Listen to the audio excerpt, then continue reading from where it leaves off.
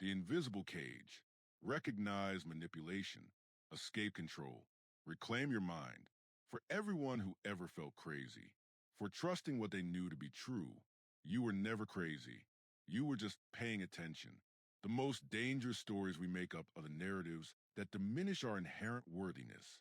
We must reclaim the stories of our lives. Breen Brown. The first step to getting somewhere is to decide you're not going to stay where you are. J.P. Morgan. A note before we begin. Why this book exists and who it is for. This book was written for the person sitting quietly with a feeling they cannot name. The person who has spent months or years second-guessing themselves, wondering if they are too sensitive, apologizing when they did nothing wrong, and slowly shrinking to fit inside a space someone else defined for them. This book is for you if you have ever left a conversation feeling worse than when you entered it, but couldn't explain why. If you have ever been told you're imagining things so many times you started to believe it. If you have ever felt that no matter how much you give, it is never enough.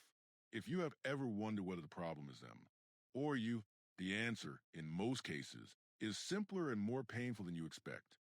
The problem is not your perception. The problem is not your personality. The problem is not your past. The problem is that someone learned to use you, and they became very good at it. You are not broken. You are not crazy. You were just never taught how to see what was being done to you. This book will teach you to see it. What you will find in these pages. This is not a book about revenge. It is not a manual for manipulation in reverse, nor a guide to winning psychological battles. It is something more important, a map for understanding what happens inside the minds of those who seek to control others, and an honest account of what it does to the people on the receiving end. We will explore the full architecture of manipulation, how it works, why it works, who tends to use it, and who tends to be targeted. We will name the specific tactics: gaslighting, guilt-tripping, love bombing, isolation, fear-based compliance. We will examine why intelligent, self-aware, caring people are often the most vulnerable, and why leaving is so much harder than it looks from the outside. Most importantly, we will walk the long road toward recovery, rebuilding trust in your own perception, learning to recognize the early warning signs, and constructing a life and a self that manipulation finds very difficult to penetrate. A word on language and cases. Throughout this book, I use real psychological research, real case patterns, and composite examples drawn from documented experiences. Names have been changed or omitted, where I reference historical figures or public cases. I have done so with care. I use the term manipulator as a behavioral descriptor, not a clinical diagnosis. Many people who engage in manipulative behavior do so without full awareness. A handful are calculating and deliberate. Most exist on a spectrum. What matters more than labeling is recognizing behavior and understanding its effect on you. I also want to acknowledge manipulation happens across all genders, relationship types, family structures, workplaces, and cultures. While research shows certain patterns correlate with specific personality disorders, I have tried to keep this book's focus on behavior and experience rather than on sorting people into categories. Information how to use this book. You do not need to read this book in order, though the chapters are designed to build on one another. If you are currently in a situation you suspect may be controlling or harmful, you may want to start with Part 2 and Part 3 first. If you are in recovery or rebuilding, Part 4 is where you will live for a while. Wherever you begin, welcome. You chose to pick this up. That alone took courage. Let's begin. Chapter Introduction.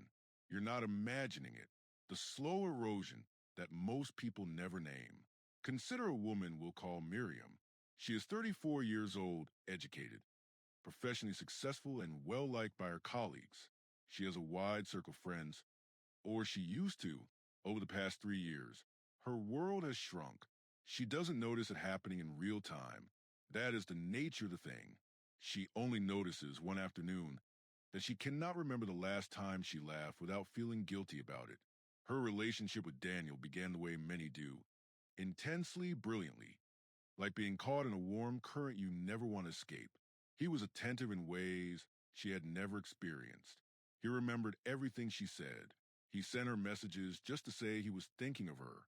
He told her, within weeks of meeting, that she was the most extraordinary person he had ever known. She felt seen. She felt chosen. She had no idea she was being studied. The most effective cages are the ones where the door appears to be open. You stay not because you are locked in, but because you have been made to believe that leaving would destroy you. Within 18 months, Miriam stopped going to her Tuesday dinners with her college friends because Daniel found her friends exhausting and usually had a bad night when she came home late. She stopped wearing the green dress he once called a bit much. She learned to read his moods the moment he walked through the door, the particular way he set down his keys, the angle of his shoulders, and calibrate the entire evening accordingly. She became a student of him. She became fluent in a language no one else could see. When she mentioned once that she felt lonely even when they were together, he looked at her with something that resembled pity. "You've been like this since your mother died," he said. "I love you, but you need help that I can't give you." She made a therapy appointment the next morning, not to explore the relationship, to fix herself. The name changes everything. What Miriam experienced has a name. Several names, in fact: coercive control, psychological manipulation, emotional abuse, gaslighting. These are not dramatic terms reserved for the obvious cases. The bruises, the screaming, the textbook villains. These patterns live in ordinary homes, in long marriages, in offices, in families, in friendships. They are far more common than we admit, and far more damaging than most people understand. The reason these patterns are so difficult to see from the inside is by design.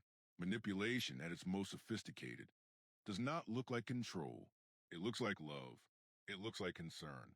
It looks like a partner who just worries about you, a parent who only wants what's best, a friend who tells it like it is.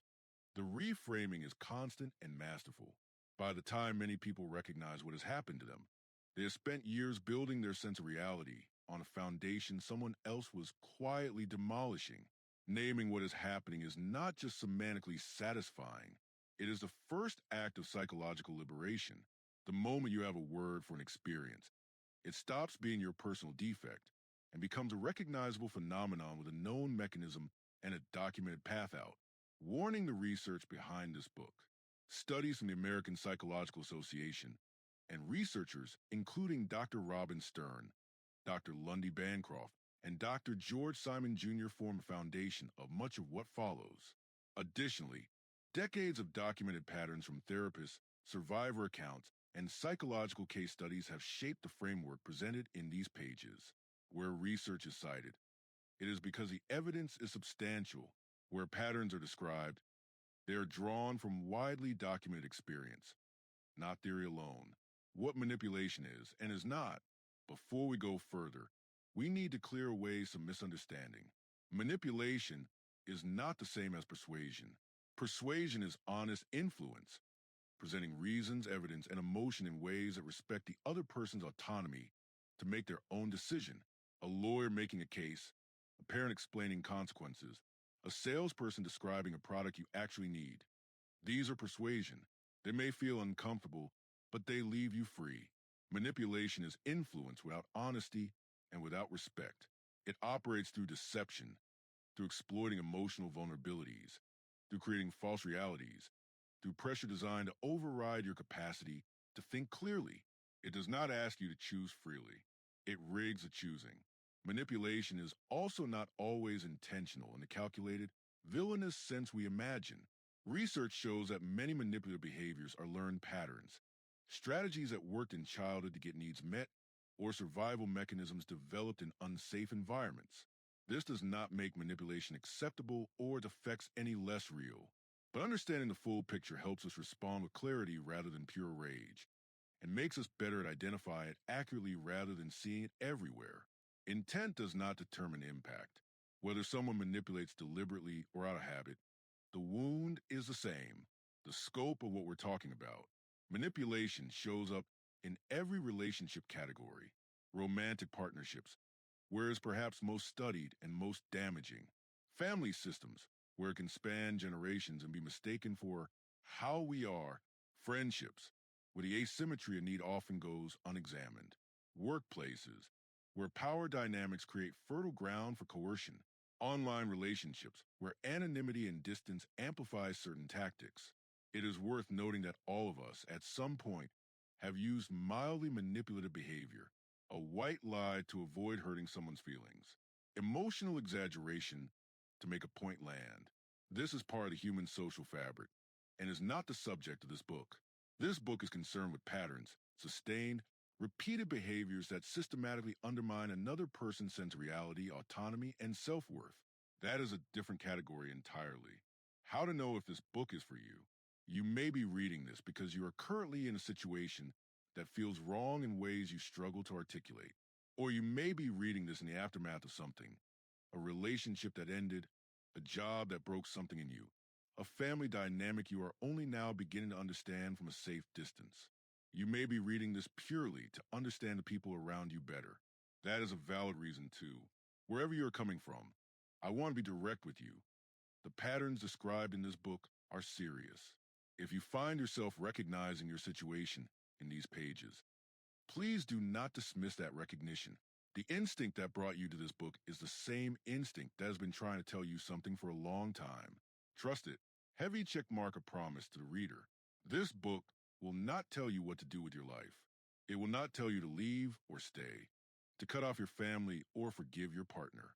Those are your decisions to make, and they are complicated by real factors that no book can fully account for. What this book will do is give you the clearest possible picture of what is happening, psychologically, emotionally, practically, so that whatever you decide it with open eyes. You have been patient long enough with confusion. Let's replace it with clarity. Chapter 1, The Invisible Cage. What manipulation really is and why it is so hard to see. The German word Gestalt refers to the way a whole is perceived as something different from the sum of its individual parts. A circle of dots, spaced just far enough apart, reads as a circle, not as isolated dots. The mind fills in what isn't there. It finds a pattern and names it. Psychological manipulation works in a similar, inverted way. Each incident, each cutting remark, each dramatic withdrawal, each moment of blame shifting seems in isolation, small enough to explain away a bad day, a misunderstanding, a personality quirk. It is only when you step back and see all the dots together that the shape becomes visible. And by then, you have usually been inside the shape for a very long time. This chapter is about the architecture of that shape. Before we can talk about the specific tactics, the recovery, the way out, we need to understand what manipulation actually is at its roots, not just behaviorally, but psychologically and neurologically. We need to understand why it is so effective, why our defenses so often fail, and why the cage, once built around you, can be almost invisible even to those inside it. The definition we are working with. For the purposes of this book, psychological manipulation is defined as the use of indirect, deceptive, or coercive tactics to influence another person's emotions, perceptions, beliefs, or behaviors in ways that serve the manipulator's interests at the expense of the target's autonomy, well-being, or sense of reality. This definition has several important components worth examining closely. Indirect and deceptive, direct influence, asking clearly, explaining honestly, making a case, is not manipulation even when it involves emotion or persuasion. What separates manipulation is the indirection and deception. The manipulator rarely says, I want you to behave differently. They create conditions that make you arrive at that behavior yourself, feeling as though it was your own choice. The genius of manipulation is that it makes you its co-author, at the expense of the target's autonomy. This is the moral core of the definition. Influence that respects your right to think, choose, and feel freely is legitimate.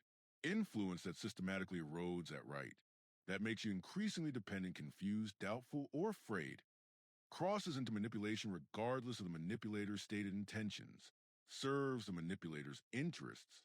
Manipulation is fundamentally self-serving. This does not always mean the manipulator is consciously pursuing gain.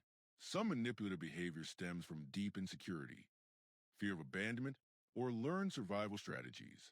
But at its functional core, manipulation extracts something from the target: compliance, attention, emotional labor, resources, power, that the target would not freely give if they understood what was happening. Warning: the confusion problem.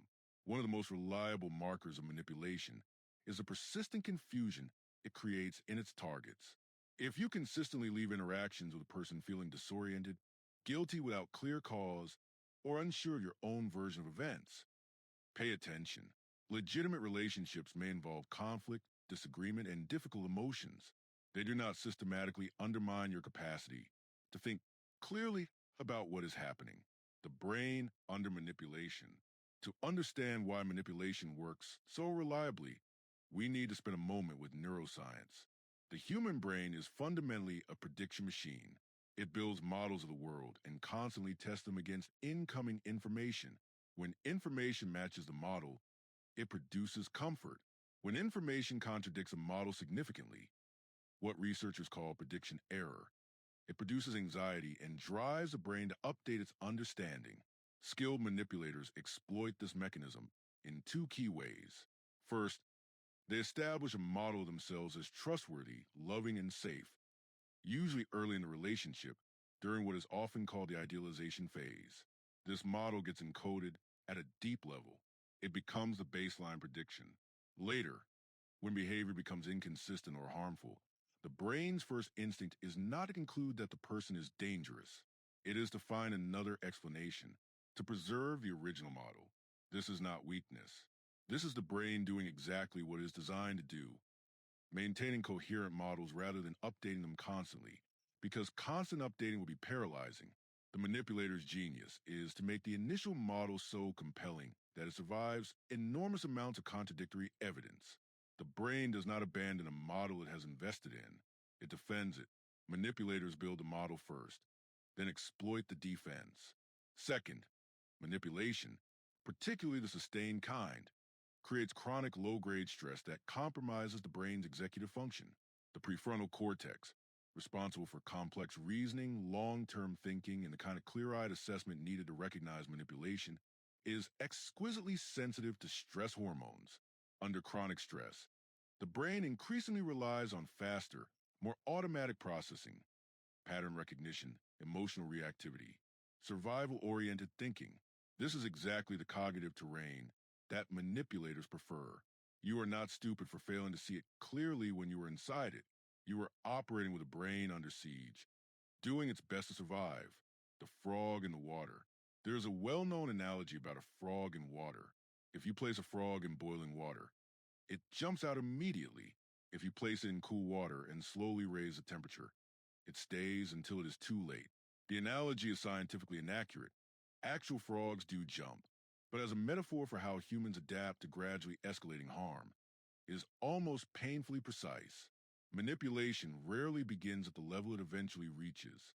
The early behaviors are often what researchers call testing behaviors, small infractions designed to gauge how much a person will tolerate, how they respond to boundary violations, whether they will be compliant or confrontational. A joke at your expense, a casual dismissal of your opinion, a minor boundary ignored. These are not always deliberate tests. Sometimes they are simply habitual behaviors, but the response they get shapes what comes next. If the target overlooks excuses or laughs along, the behavior escalates. Slowly, with enough intermittent rewards, warmth, affection, moments of genuine connection, to keep the overall model intact. By the time the water is uncomfortably hot, the target has normalized each incremental degree. They have no memory of what cool water felt like. They are not sure what they would even complain about. Information what normal gets redefined as.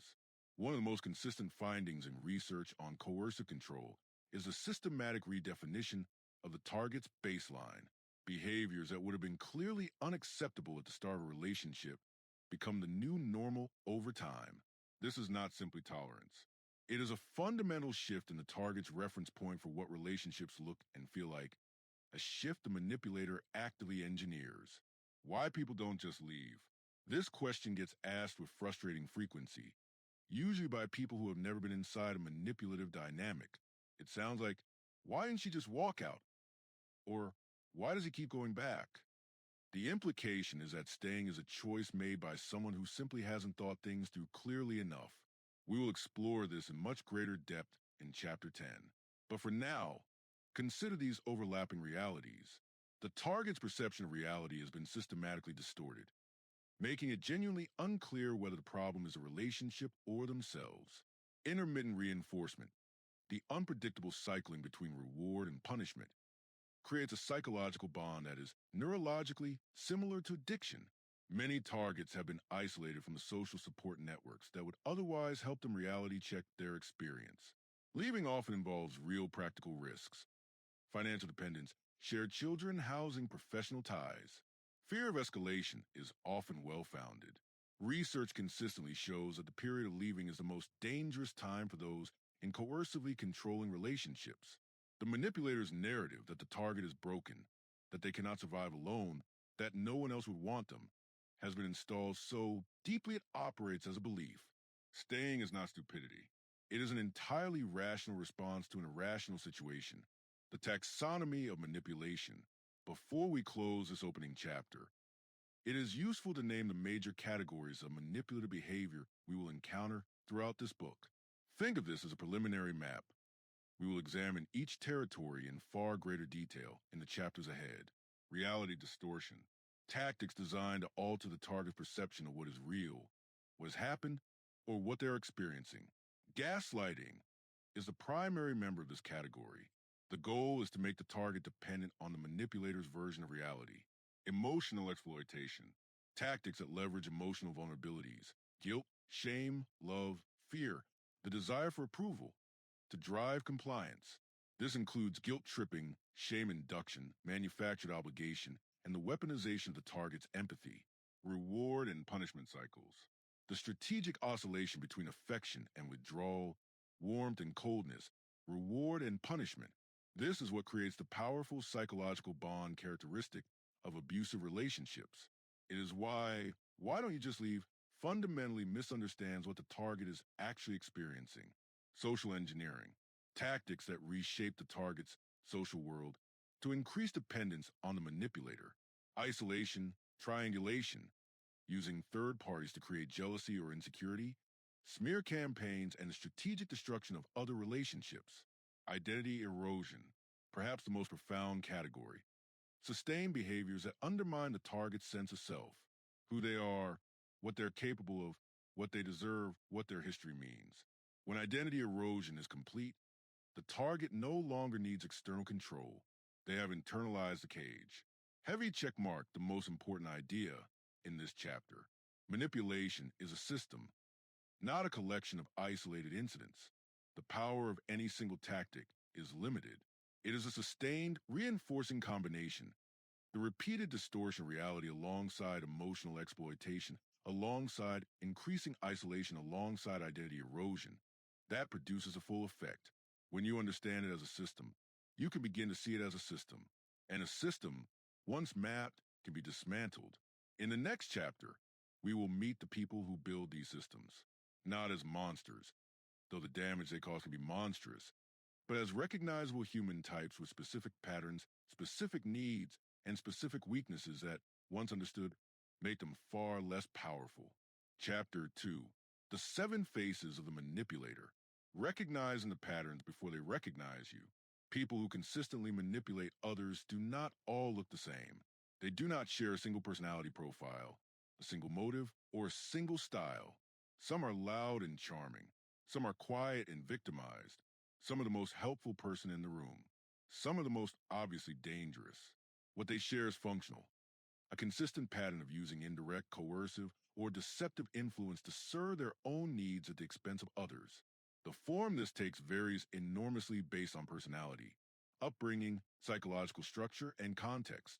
In this chapter, we examine 7 distinct manipulator profiles. These are not clinical diagnoses. They are behavioral archetypes, recognizable constellations of behavior that appear with enough consistency to be named and studied. Many real people will fit elements of more than one. What matters is not the label but the pattern. Profile 1, the charmer. The charmer is the one everyone loves, the life of the party, the person who makes you feel, within 20 minutes of meeting them, like the most interesting person in the room. They remember your name, your story, what you mentioned offhandedly 3 weeks ago. Their attention is a searchlight, and when it finds you, it is intoxicating. This attention is also a tool. The charmer is a skilled reader of people. They identify quickly what you most want: admiration, understanding, validation, excitement. They deliver it with apparent sincerity and extraordinary precision. They are not making you feel good because they care about you. They are making you feel good because they need something from you, and they are very good at getting it. What the charmer needs varies. Sometimes it is status or social access. Sometimes it is financial advantage. Sometimes it is simply the power of having people devoted to them. The charm is the mechanism, not the relationship. Warning the warning sign. The charmer's intensity rarely survives the early phase of the relationship, when the target is secured, emotionally bonded, practically dependent, or simply no longer a novelty. The attention dramatically decreases. If you find yourself working harder and harder to recapture the feeling of those early weeks, notice that. You are chasing a version of this person that may never have fully existed. Profile 2, the victim. The victim is perhaps the most counterintuitive manipulator profile, because manipulation is not what we typically associate with victimhood. We associate victimhood with powerlessness, but the chronic victim, distinct from those who have genuinely suffered and are in legitimate pain, has discovered that presenting as powerless is itself a form of power. The victim's core tactic is the transfer of responsibility. Through an unceasing stream of crises, complaints, and suffering, they establish a debt relationship. You owe them your time, your energy, your patience, your solutions. To set a limit is to be cruel to someone who is already suffering. To express your own needs is to be selfish in the face of their greater need. To leave is to abandon someone in their darkest hour. Many people who operate this way are not fully aware of what they are doing. They have learned, often in childhood, that vulnerability is the safest way to get needs met. The pattern becomes unconscious, automatic, and real in their experience, even when it is functional manipulation. This does not mean their suffering is fake. It means their suffering has become a management strategy. The chronic victim rarely asks for help. They create conditions in which refusing to help becomes morally untenable. There's a profound difference between the two. Profile 3, the controller. The controller does not hide their desire to manage. What they hide is its source. Presented as concern, as just being helpful, as superior judgment or greater experience. Control of this kind is relentless and total. What you wear, what you eat, who you see, how you spend your time, how you think about your past, how you interpret your own emotions. Controllers frequently frame their behavior in the language of love. They check your location because they worry. They criticize your friends because they want the best for you. They monitor your phone because of their past trauma. Each individual behavior has a justification that sounds, in isolation, almost reasonable. In aggregate, they form a prison. Research on coercive control, pioneered by sociologist Evan Stark, has shown that overt physical violence is less predictive of long-term psychological harm than the sustained pattern of microcontrols that pervade daily life. The controller's genius is that they make the target gradually hand over autonomy in small enough increments that no single handover feels like a sacrifice. Profile 4, the critic.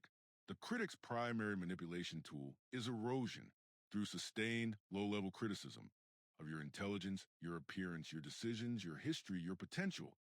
They gradually reduce your confidence to the point where your dependence on their judgment feels like a rational response to your own inadequacy. Critics often frame their behavior as honesty. I'm just being real with you. Someone has to tell you, I'm doing this because I care. The framing is crucial. It makes the target feel that objecting to the criticism is objecting to reality itself. A useful distinction: honest feedback, even when harsh, is specific, delivered with respect, and aimed at helping the recipient improve. Manipulative criticism is global. You're just not smart enough, rather than that reasoning has a gap in it, often delivered publicly or at vulnerable moments, and leaves the target feeling small rather than empowered. Information the critic in close relationships. Research by psychologist John Gottman on relationship dynamics identifies what he calls the four horsemen of relationship breakdown: criticism, contempt, defensiveness, and stonewalling. Criticism, the global attack on a person's character rather than their behavior, is the entry point in relationships with chronic critics. This pattern operates not as a conflict style, but as an ongoing management strategy. Profile 5, the guilt tripper. Guilt is a legitimate and important human emotion. It is the internal alarm that sounds when we have violated our own values, when we have hurt someone, broken a commitment, acted against who we want to be. Healthy guilt is proportionate, specific, and motivates repair. The guilt tripper weaponizes guilt. They activate it regardless of whether you have actually done anything wrong. They keep it activated indefinitely. They use it to extract compliance, silence, and endless emotional labor. Guilt tripping takes many forms. The heavy sigh and long silence. The I'm fine delivered in a tone that makes clear nothing is fine. The detailed accounting of everything done for you with the implicit invoice attached. The comparison. Your brother never makes me feel this way. The catastrophizing after everything I've been through. What unites them is a manufacture and obligation that did not legitimately exist. Profile 6, the projector. Projection is a psychological defense mechanism in which a person attributes their own unacceptable feelings, impulses, or behaviors to someone else. In its manipulative form, it becomes accusatory and relentless. You are accused of doing precisely what the manipulator is doing, feeling precisely what the manipulator is feeling, being precisely what the manipulator is. The projector who is being dishonest accuses you of lying. The projector who is having an affair accuses you of infidelity. The projector who is trying to control you accuses you of being controlling. This creates a disorienting hall of mirrors effect in which the real dynamic is precisely inverted. The reason projection is so effective as a manipulation tactic is that it forces the target onto the defensive. You spend your energy denying, explaining, proving your innocence. You are no longer examining the projector's behavior. The accusation functions as a misdirection. Profile 7, the love bomber. We will examine love bombing in much greater depth in Chapter 6, but belongs here too. The love bomber deploys overwhelming affection, attention, gifts, declarations, and intensity in the early stages of a relationship to create a powerful emotional bond and a sense of profound connection that becomes a template against which all future behavior is measured. The hook is that the love bombing creates a debt and a reference point simultaneously. When the intensity inevitably decreases, and it always does, because no one can sustain it, the target chases the original feeling. They become invested in recovering something they experienced as uniquely real and valuable. The manipulator can now use the withdrawal of that intensity as a control mechanism. Behave as I want, and the warmth returns. Displease me, and it disappears. Love bombing can also precede an attempt to rapidly escalate the relationship, moving in together quickly, isolating from friends and family, establishing financial dependence, before the target has had enough time to assess clearly who they are actually dealing with. Warning: important caveat. The profiles above describe patterns of behavior, not immutable identities. People change. Some who have been manipulative in one relationship have been significantly different in another, sometimes because they work hard on themselves, and sometimes simply because a different target brought out different dynamics. The purpose of naming these profiles is not to enable you to permanently label specific people in your life, but to give you a framework for recognizing patterns as they emerge, so you can make informed decisions rather than reactive ones. Now that we have met the players, the next question is equally important. Who do they find? How does a person become a target? And critically, is there anything about being targeted that can be changed?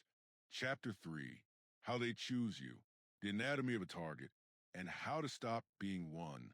This chapter contains something that may be uncomfortable to read, so let's name it directly at the start.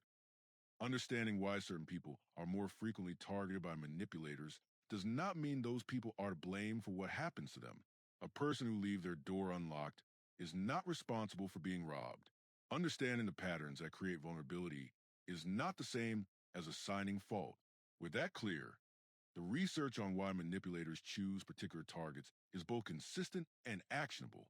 The traits that correlate most strongly with being targeted are, in many cases, genuinely wonderful human qualities: empathy, emotional generosity, loyalty, conscientiousness, a strong desire to help, a discomfort with conflict. These are not defects. They are the qualities that make someone a good friend, a devoted parent, a trusted colleague. They are also, from the manipulator's perspective, entry points. What manipulators look for.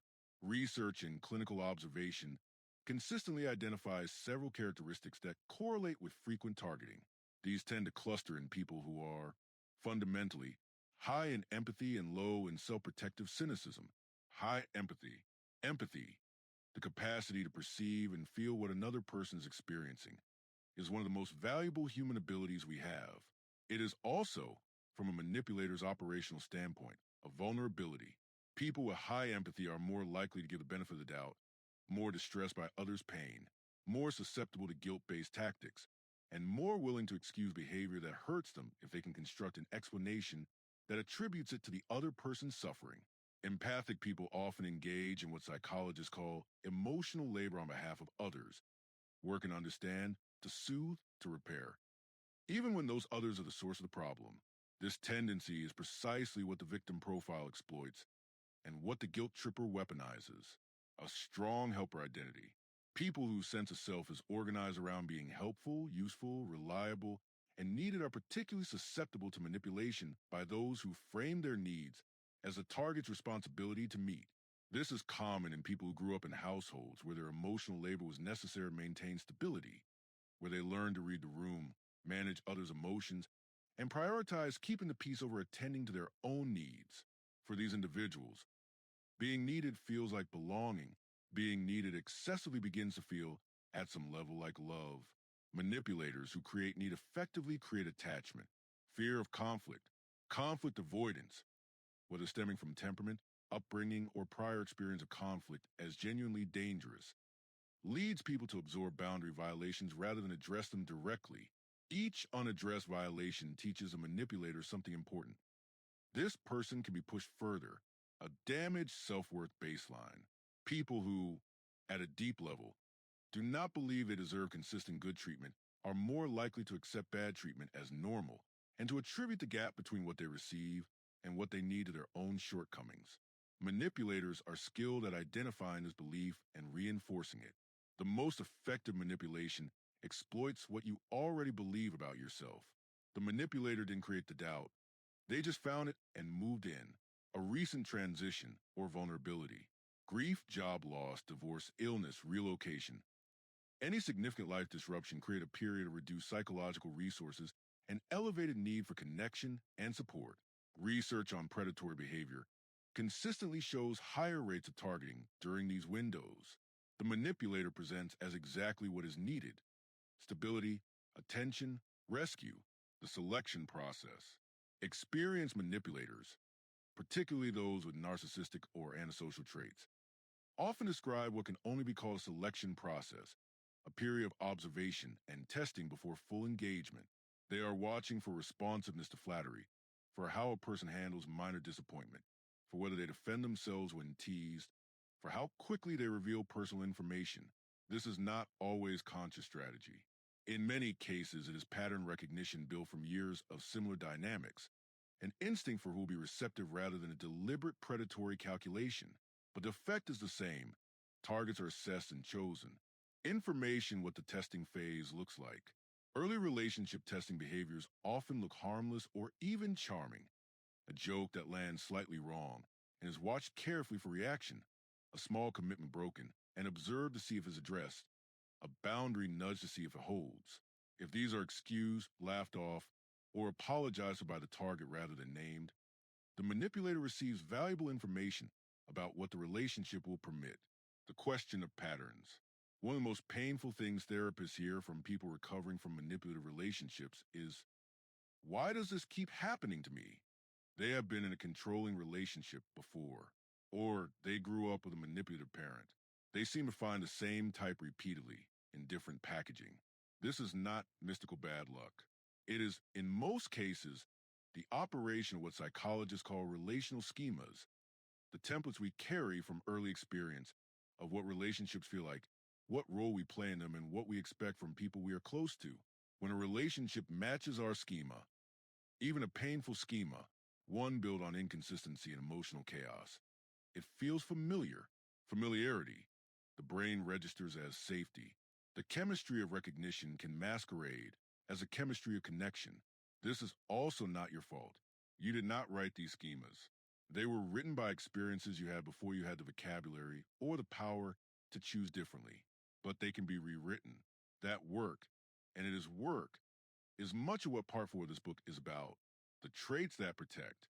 Given what we know about vulnerability factors, The traits that confer relative protection against manipulation become clearer. They are not the absence of empathy or generosity. They are primarily a stable and accurate internal reference point for one's own feelings, needs, and perceptions. What therapists call good self-connection. The capacity to tolerate discomfort without immediately needing to resolve it through compliance or appeasement.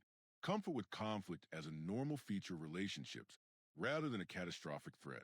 A habit of noticing how you feel after interactions with people and trusting those observations. A set of non negotiable internal standards about how you are willing to be treated, and the willingness to act when those standards are violated. None of these are fixed traits. All of them can be developed, and that is precisely what this book's later chapters are designed to help you do. Heavy checkmark the critical reframe. Being a target of manipulation is not evidence that you are weak, foolish, or broken. It is, in many cases, evidence that you possess qualities, empathy, loyalty, generosity, emotional depth, that make you an attractive person to be in relationship with. The work is not to remove those qualities. It is to add to them. The self-knowledge, the clarity of perception, and the capacity for self-protection that transforms genuine warmth into something no manipulator can safely exploit. With the architecture of manipulation and its players mapped, we turn now to the most common and most insidious weapon in the manipulator's arsenal: gaslighting. The systematic attack on your ability to trust the most important instrument you have, your own perception of reality. Chapter 4. Gaslighting. When they rewrite your reality and you help them do it. The term gaslighting comes from the 1944 film Gaslight, in which a husband systematically manipulates his wife into believing she is losing her mind, moving objects, dimming the gas lights, then denying both. The film is over 80 years old. The behavior described is far older and remains one of the most studied and most damaging forms of psychological manipulation we know. Gaslighting is a deliberate or habitual distortion of another person's perception of reality. It is not a single incident of disagreeing about what happened. It is a sustained pattern that, over time, causes a target to doubt their memory, their perception, their emotional responses, and ultimately their own judgment. When it works, and it often works very well, the target stops trusting themselves and starts outsourcing their reality to the gaslighter. This chapter is comprehensive because gaslighting deserves to be. It is the tactic that makes all other manipulation easier. Once the target's trust in their own perception is sufficiently undermined, they become dependent on the manipulator's version of events. They stop asking, "Is what's happening to me wrong?" because they no longer trust their own answer to the question. Gaslighting doesn't make you crazy. It makes you dependent on someone else's definition of sane. The core mechanics. Gaslighting operates through several interlocking mechanisms, each of which reinforces the others. Denial of experienced events. That never happened. I never said that. You're making things up. The most direct form of gaslighting is the flat denial of events the target experienced, when delivered with sufficient conviction. And gaslighters are often highly convincing. This creates genuine cognitive dissonance. Two contradictory pieces of information compete: the target's memory and the gaslighter's denial. One of them must be wrong. The gaslighter ensures the target defaults to concluding it is their own memory. Reframing of emotional responses. You're overreacting. You're so sensitive. I was joking and you can't take a joke. When the target's emotional response to something real is consistently pathologized, they begin to distrust their emotions as indicators of anything meaningful. They learn to second guess their reactions before expressing them. They preemptively wonder if they are overreacting. The gaslighter has moved from outside the target's mind into it, weaponizing the target's history. You've always been this way. This is your depression talking. You did the same thing to your last partner. Personal history, mental health, past mistakes. All are pressed into service as evidence that the target's perception cannot be trusted. This is particularly devastating because it appropriates something real, the target's actual history, and uses it as a weapon against their own credibility. Selective amnesia and moving goalposts. Commitments are made and unmade. Rules change without notice. What was acceptable yesterday is a transgression today. The gaslighter has no memory of the version of events that supported the target's expectations. When the target points to the inconsistency, The target's account of the original agreement is denied. The target is left navigating a set of rules they cannot learn because the rules keep changing, enlisting others. Even your sister agrees that you've been difficult lately. Your friends are worried about you too, whether real or fabricated. The introduction of third parties who supposedly confirm the gaslighter's version of events amplifies the effect dramatically. The target is now not just questioning themselves against one person's reality, but against what appears to be a consensus. Warning: the gaslighting inventory. If you suspect you are being gaslit, these questions can help clarify the pattern. Do you frequently second guess decisions you were confident about until recently? Do you find yourself apologizing reflexively, even when you cannot identify what you did wrong? Do you feel confused and foggy after interactions with a specific person? Have you stopped trusting your memory of events that occurred recently? Do you feel like you were more clear headed and confident before this relationship began? Gaslighting in different contexts. We most often discuss gaslighting in romantic relationships, but occurs across every relational context.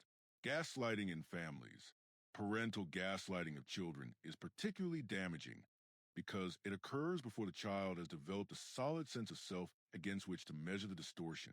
When a parent consistently denies a child's emotional experience, you don't actually feel that way, rewrites shared history, that never happened, or pathologizes normal emotional responses, you are so dramatic. The child develops a fragmented relationship with their own inner life that frequently persists into adulthood.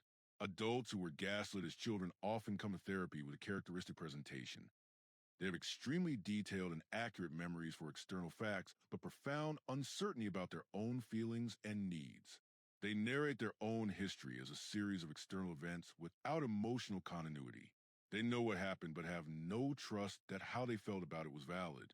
Gaslighting in the workplace. Professional gaslighting is common and underreported. It takes form specific to the power dynamics of the workplace. A manager who denies feedback they gave in private meetings. I never said your work was inadequate. A colleague who attributes group failures to your individual contribution while denying their role. An organization that systematically denies a culture of bias while punishing those who name it.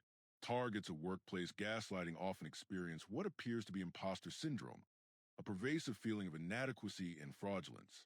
The distinction is important. Genuine imposter syndrome stems from internal patterns. Gaslit workers often have their confidence intact in other contexts, but consistently lose it in the presence of specific people or institutions. The psychological damage.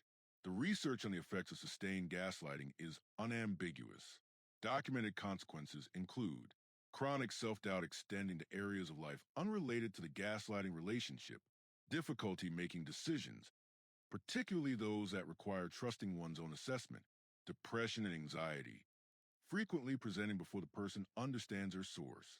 Dissociation, a kind of psychological numbing or disconnection from one's own experience.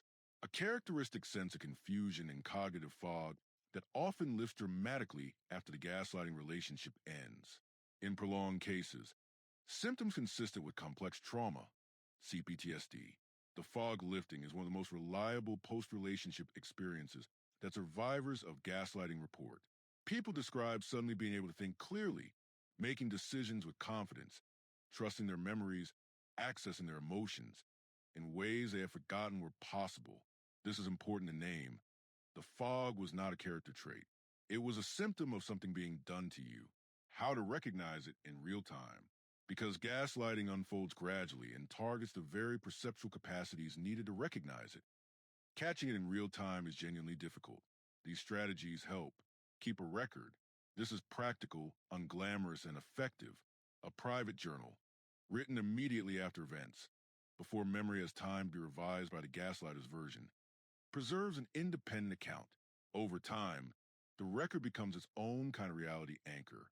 It also makes patterns visible that are easy to miss incident by incident. Notice emotional consistency, not just specific events. Gaslighting victims often lose confidence in specific memories, while retaining emotional memories more reliably. The fact that you cannot remember exactly what was said matters less than the fact that you consistently leave conversations with a specific person feeling bad about yourself. Emotions are data, even when specific details blur. Reality check with trusted others. Gaslighting works best in isolation. Comparing notes with people the gaslighter has not had access to, a trusted friend, a therapist, a sibling, can provide enormously clarifying perspective. This is also why isolating targets is such a priority for gaslighters. They know that outside perspective breaks a spell.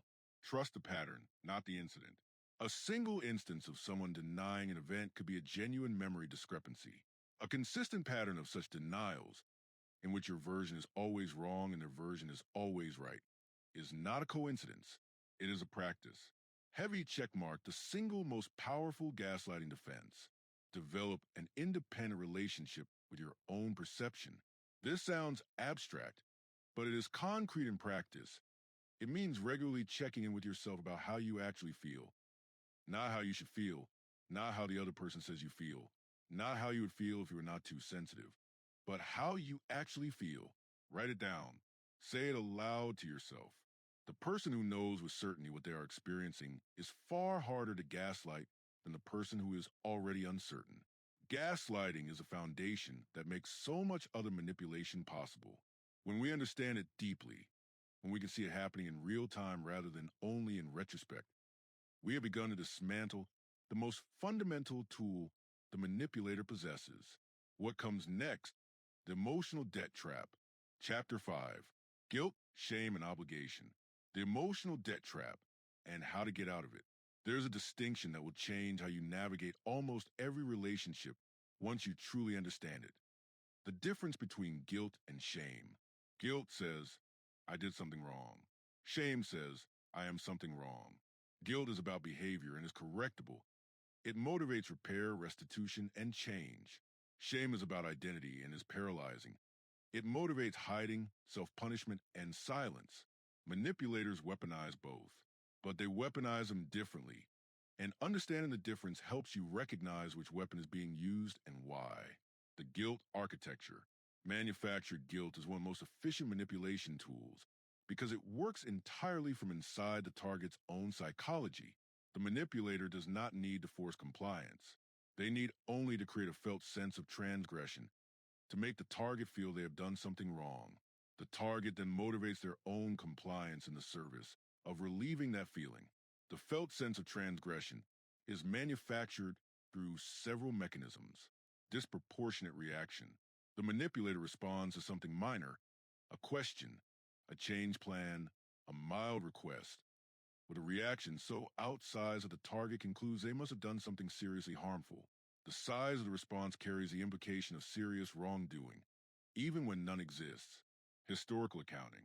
All previous sacrifices, difficulties, and investments are called up as a ledger balance.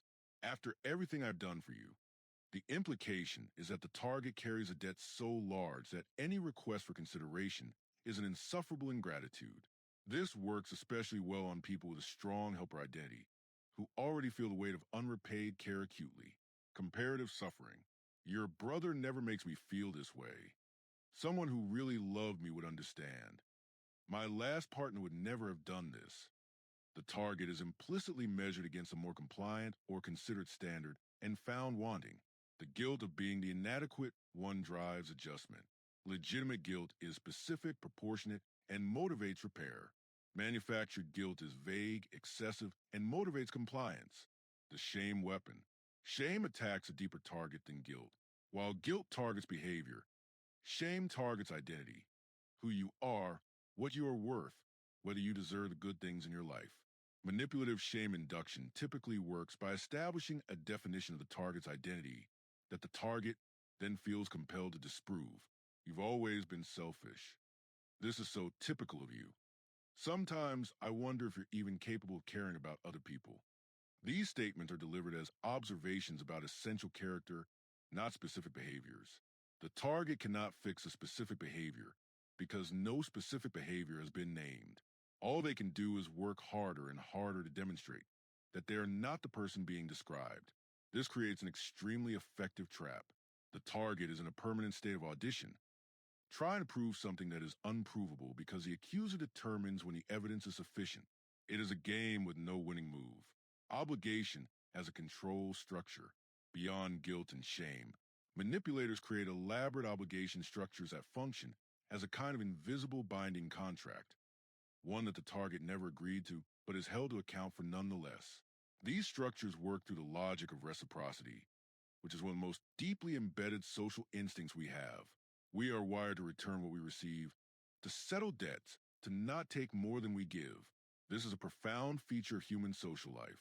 In manipulative relationships, it becomes a mechanism of extraction. The manipulator gives gifts, help, attention, declarations of love, not freely, but with an embedded invoice. The gift is also a down payment on a debt. The help comes with an implied expectation. The attention creates an obligation to be present when called upon. When the target fails to fulfill the implicit contract, the manipulator does not renegotiate. They collect information. The problem with gifts. Not all gifts are emotionally uncomplicated. Research on reciprocity shows that we respond to gifts, especially unexpectedly large ones early in a relationship, with a felt sense of obligation that can be quite powerful. In healthy relationships, gifts are genuinely free. No return is required or implied. In manipulative relationships, gifts function as installments on a debt that is never fully paid. If you feel strangely burdened by someone's generosity, trust that feeling. It is data. How to distinguish legitimate from manufactured emotion. Healthy guilt sounds like, I can see that what I did caused you pain. I want to understand better and do differently. Manipulative guilt sounds like, after everything I've sacrificed, this is what I get. The first is specific and forward looking. The second is general and backward looking, positioning you as a debtor rather than a partner in repair. A useful test. Does the emotional communication from this person help you understand specifically what they need and why, in a way that moves toward solution? Or does it primarily leave you feeling guilty and obligated without clarity about what would actually resolve things? Genuine emotional communication aims toward resolution. Manufactured guilt aims toward compliance without resolution, because resolution would end the leverage. Reclaiming your internal emotional system, recovery from sustained guilt and shame manipulation requires, at its heart, rebuilding trust in your own emotional responses as legitimate signals rather than symptoms of deficiency. This often requires working with therapists, particularly one familiar with the effects of emotional manipulation. It also involves specific daily practices, noticing when you feel guilt or shame and asking rigorously what actually triggered it, whether the trigger represents a genuine transgression against your own values, and whether the guilt is proportionate to the actual event. You will find, as you do this work, that a significant portion of the guilt you have been carrying does not belong to you. Someone handed it to you, and you accepted it, not because you were stupid, but because you were conditioned to. The work is to hand it back, not necessarily to the person who gave it, but to the universe, and to stop carrying weight that was never yours. Heavy checkmark what you owe and what you don't. You owe people honesty. You owe people the respect of treating their emotions and needs as real and important. You owe people to follow through on commitments you freely made. You do not owe people unlimited access to your time and energy. You do not owe people compliance in exchange for being loved. You do not owe people silence about your own needs so that their comfort can remain undisturbed. The list of what you genuinely owe is much shorter than what many manipulative relationships will have taught you to believe. We turn now from the emotional tools of manipulation to one of its most powerful structural tactics, the deliberate, systematic cutting of the connections that keep you grounded in your own reality. Chapter 6: Love Bombing and the Cycle of Reward and Punishment. Why the highest highs make the lows impossible to leave. Love bombing is not romance. It is a recruitment strategy. The distinction matters enormously because the two can feel identical from the inside, at least at first. Both involve intense attention, consistent affection, declarations that feel meaningful, and the particular intoxication of feeling chosen by someone who seems extraordinary. The difference lies in the function and the trajectory. Genuine romance, however intense, is stable in its own way. The warmth does not vanish when you fail to comply with an expectation. The attention does not switch off when you assert an independent preference. The declaration of love is not a down payment on future compliance. Love bombing is all of these things. It is intensity deployed as architecture, building a structure of emotional dependency before the true shape of the relationship is revealed. The love bomb is not the beginning of the relationship. It is the trapdoor. In this chapter, we examine the full cycle, the idealization phase, the inevitable devaluation, the discard, and the return, often called a cycle of abuse, though it is more precisely a cycle control. We will look at the neuroscience behind why this cycle creates such powerful bonds, and how those bonds can be gently, deliberately loosened. Chapter 7. Isolation, how they cut the lifelines, and how to rebuild them. Isolation is the manipulator's master move. Everything else they do becomes easier, more durable, and more difficult to recognize once a target has been separated from the people and environments that would otherwise provide reality checking, support, and alternative perspective. It is important to understand that isolation is rarely announced. No one says outright, I am going to systematically remove your support network. It happens through a series of seemingly reasonable interventions, a concern expressed about a particular friend's influence, a preference of time alone together that gradually becomes a requirement, a habit of creating conflict on evenings when the target has plans with others, a slow increase in the emotional cost of maintaining outside relationships until the effort no longer seems worth it. By the time the isolation is complete, by the time the target social world has shrunk to a single relationship and the people within it, they often cannot see it as isolation. They see it as closeness. They see it as having found the one person who truly understands them. This is one of manipulation's most extraordinary achievements. The prison feels like the home. Chapter 8.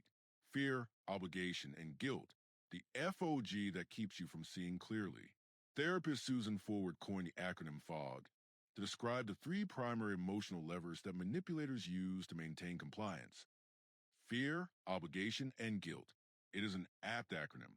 FOG is precisely what these three forces create in combination: a dense, disorienting atmosphere in which clear perception and free decision-making become extremely difficult. Fear operates through the threat of consequences, stated or implied: loss of the relationship, loss of financial security, loss of access to children, loss of social standing, physical danger. The threat may be explicit: if you leave me, I will make sure you lose everything, or embedded in pattern: something bad happens every time I exercise my autonomy. In either case, fear narrows a decision space to the point where compliance feels like the only survivable option. Obligation says, you owe me. The debt may be emotional, practical, or relational. It may be based on real history, care genuinely given, sacrifices genuinely made, or it may be manufactured.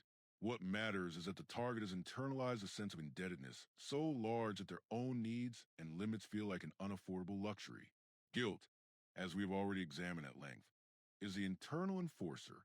Once installed, the target does not need external pressure to comply. The guilt does the work from the inside. The work of escaping fog is the work of this entire book in miniature. Rebuild your perception. Rebuild your sense of what you legitimately owe.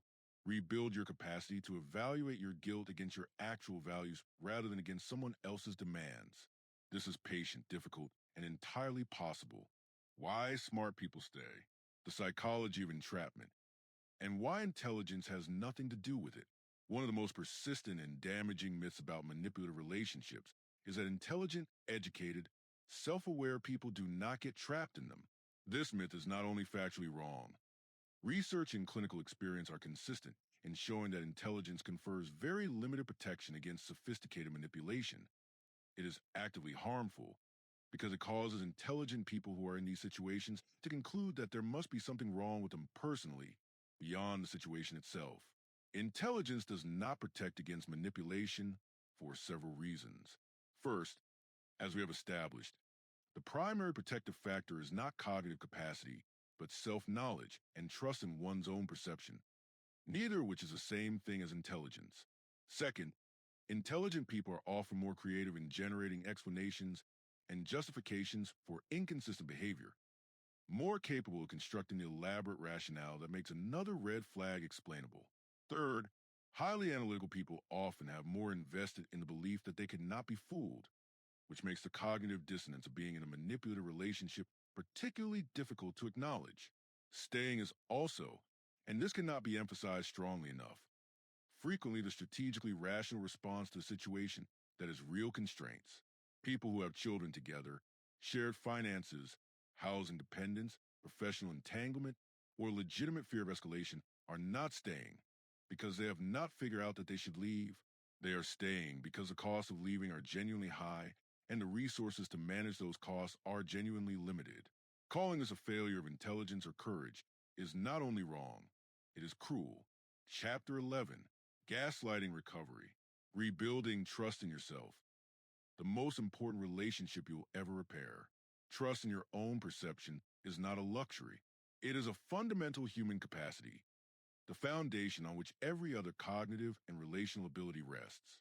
A person who cannot trust their own memory, their own emotional responses, their own assessment of what is happening around them is not just psychologically uncomfortable. They are functionally impaired in ways that affect every area of their life. Sustained gaslighting damages this capacity systematically. Recovery from gaslighting, therefore, is not simply about feeling better. It is about the deliberate, patient restoration of a fundamental function. The good news is that this restoration is almost always possible. The brain's capacity to reorganize and recover, what neuroscientists call neuroplasticity, means that patterns established through sustained manipulation can be modified through sustained experience of different conditions. The fog that descended can lift. The clarity that felt permanently lost can return.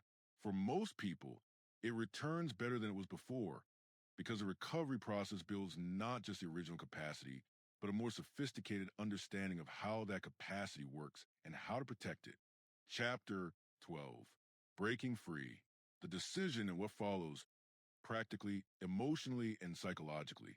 The decision to leave a manipulative relationship, whether that relationship is romantic, familial, professional, or something else, is rarely a single moment. It is usually a process, and that process is rarely linear.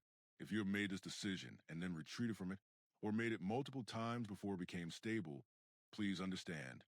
This is the rule, not the exception.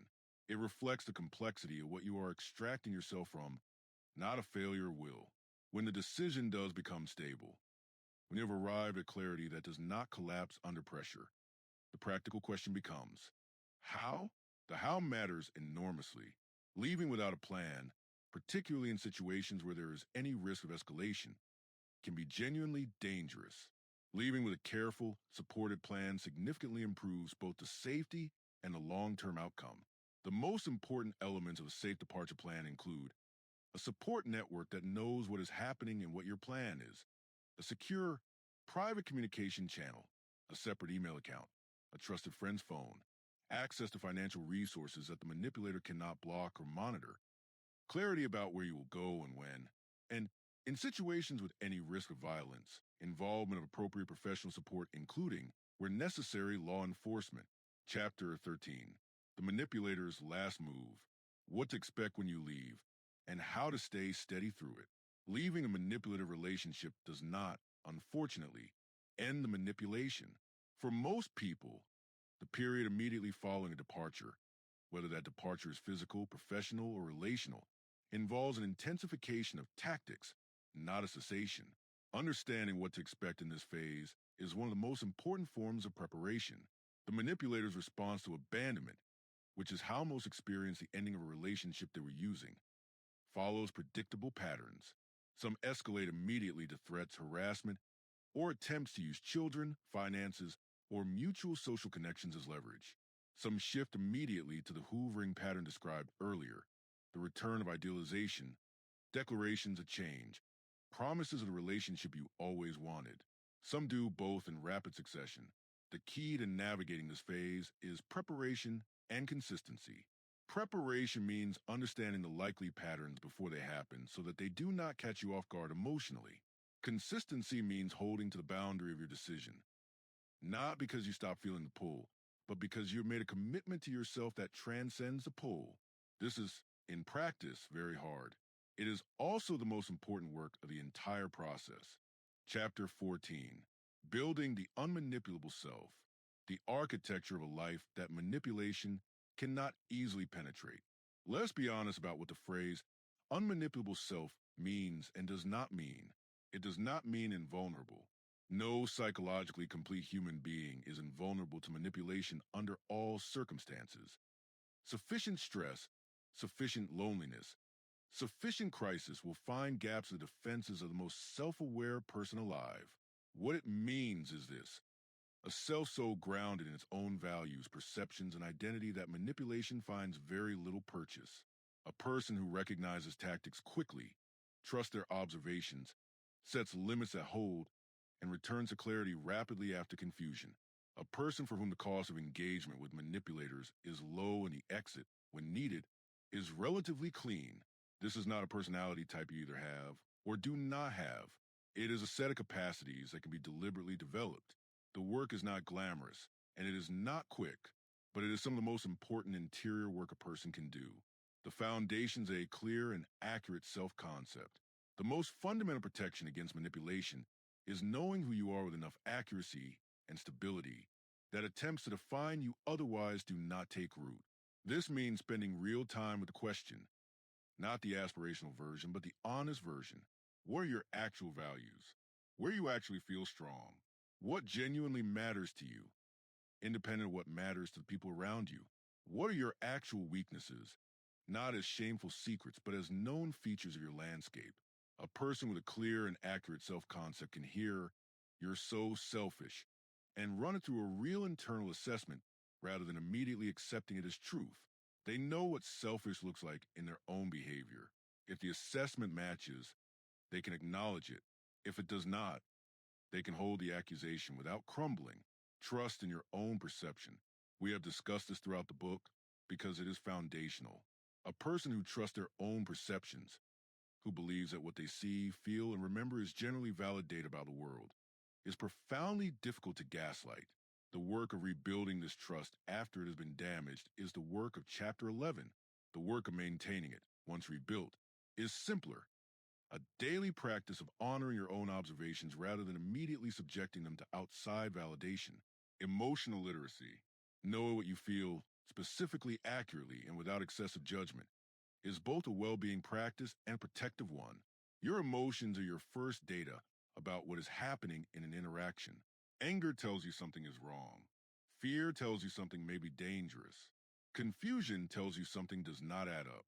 A person who reads these signals clearly and responds to them rather than suppressing or overriding them is far harder to manipulate than someone who has been taught that their emotional responses are unreliable or shameful. Your emotions are not your weakness. They are your intelligence. The goal is not to feel less. It is to read what you feel with greater accuracy. The structural elements, non-negotiable limits, internally held, clearly articulated, and actually practiced, not theoretical limits that dissolve under pressure, actual ones. The development of functional limits, not walls, but clear definitions of what is and is not acceptable in your relationships, is the single most practical anti-manipulation work you can do. It helps to be specific rather than general. I will not be spoken to in a way that demeans my intelligence. I will not continue conversations in which the other person denies things I know to be true.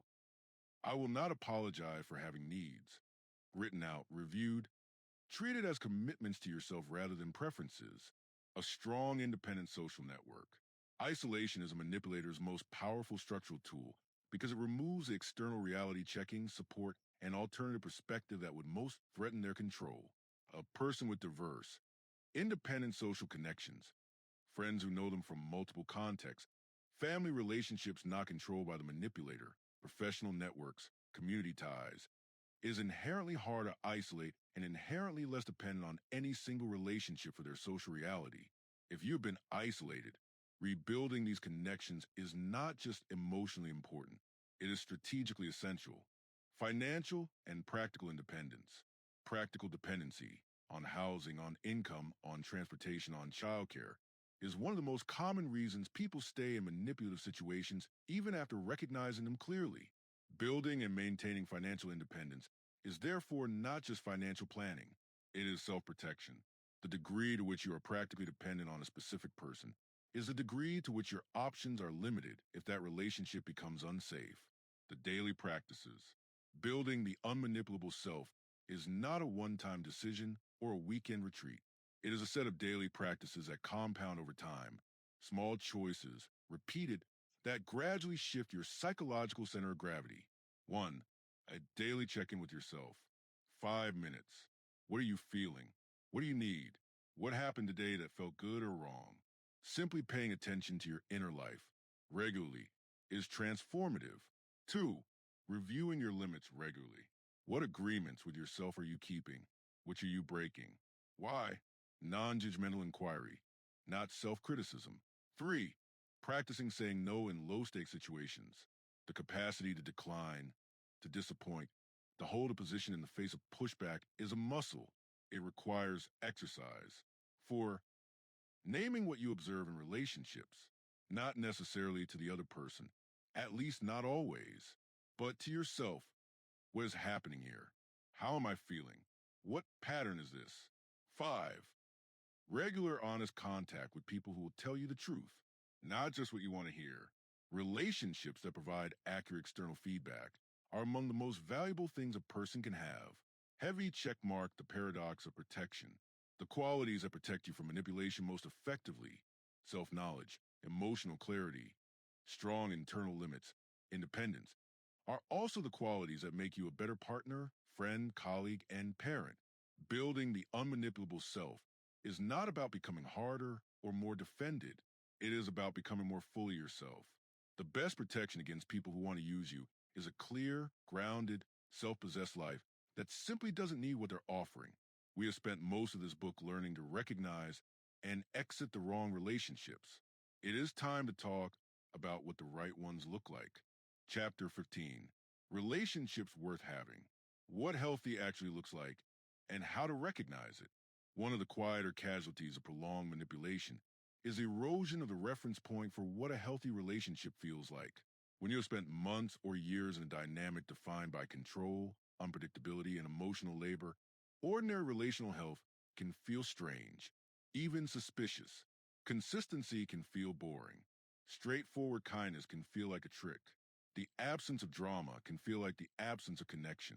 This is one of the most important recalibrations to make as you rebuild, because without it, the qualities that actually define healthy relationships may not register as valuable, and the qualities that characterize a manipulative relationship may continue to feel like the markers of intensity and love. Healthy relationships are characterized by what researcher and therapist John Gottman calls a culture of appreciation and respect. Consistent care for each other's well-being, genuine interest in each other's inner lives, the capacity to handle conflict without contempt or cruelty, and the experience of being fundamentally safe with another person.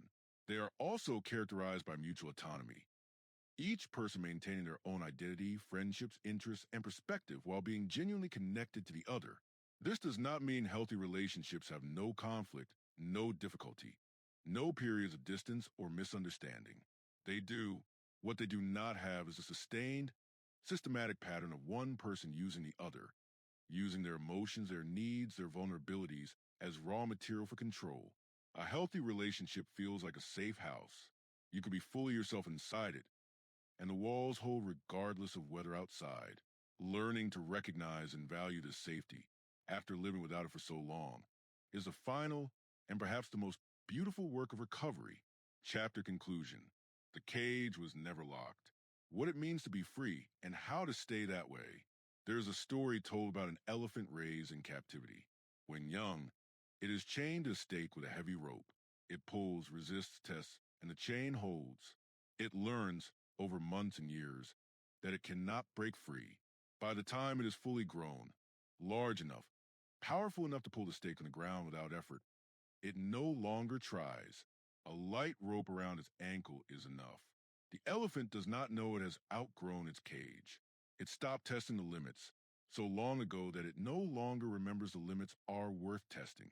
Many of us carry rope around our ankles.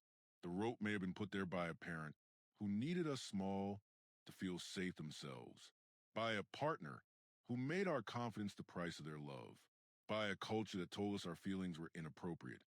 Our needs were too much. Our perception was not to be trusted, by our own defenses, built in childhood to manage an environment that punished authenticity. The extraordinary thing is that the rope is rarely as strong as it was when it was first tied. We have grown. We have survived things we were told would destroy us. We have crossed distances a child who first with a rope could not have imagined, but we still walk as though the rope were tight.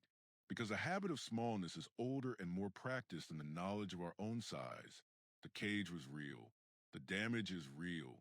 And you have been more than both of them for longer than you know.